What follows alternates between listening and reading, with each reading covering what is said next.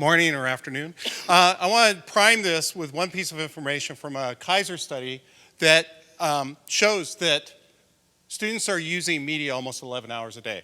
Now, most relevant to us is only 38 minutes of that is spent with traditional text-based print media. The vast majority is with digital media. So what that tells me is that being literate today does not necessarily mean what it meant in the past. And students, by default, are utilizing many technologies and media to construct meaning in their lives. So I think the underlying leap of faith we need to make as educators is this is actually a good thing, and that we would benefit from updating our literacy pedagogy. Students are operating in a very different kind of world. And to talk about literacy is to talk about what 21st century democracy is shaping up to be. You see this in events like Arab Spring, where technology facilitates communication. You also see it in classrooms that use technology to create a more inclusive curriculum. Now, we also need to acknowledge that our students' private and public lives are not very well differentiated.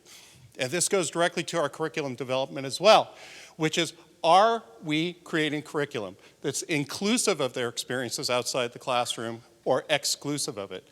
We also need to recognize more than ever that how we communicate deeply affects how we represent our world and construct meaning from it. So this also means how fully are we participating in our culture and society. We can think of literacy as a repertoire of capabilities that students have so that they can use and access multiple forms of technology in meaning making. They need to be able to decode content in many semiotic systems. They need to be able to compose narratives that are meaningful in those systems. And they need to critically analyze content so that they can functionally use it across many settings. So neuroscience has given us this wonderful model of the brain that informs our behavior. I think one of the most important parts of this education is the effective symbolic limbic system that deeply affects decision making. So in education, of course, we very much value logical processes. And in project-based learning, we value experiential processes, but not so much with all of the impulsivity that motivates students and is part of the limbic system. But therein also lies the benefit of digital media. So likewise, we're also familiar with Bloom's taxonomy of educational outcomes for cognitive domain. But he also provided us an affective domain of outcomes that was meant to tie those cognitive processes to personal expression.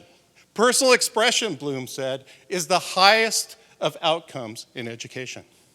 Students are already a student that values their experience in education translates that value directly to their motivation and attitude for learning. They're already using technology in many portions of their lives. And that same technology can bridge their literacy education to their private world. So we don't know what the jobs of the future are going to be. We need flexibility in educating our students. We don't know what languages are going to be important. We don't know what technologies are going to be relevant. So above all, students need to be able to adapt. And one way to introduce adaptability into project-based learning is through a process called design thinking. So you can think of, in an academic environment, design thinking as a way for us to model our understandings of the humanities and the sciences. You can think of it as a bridge between the creative processes, creative thinking, and critical or empirical thinking. You can think of it as a way of tying the left brain, right brain, and limbic system together. And it also creates this, it allows us to create solid representations of our understanding and then be able to communicate those through many, many types of technologies and media. It also provides an iterative prototyping process that looks very much like a literacy process that you would find in text-based authoring.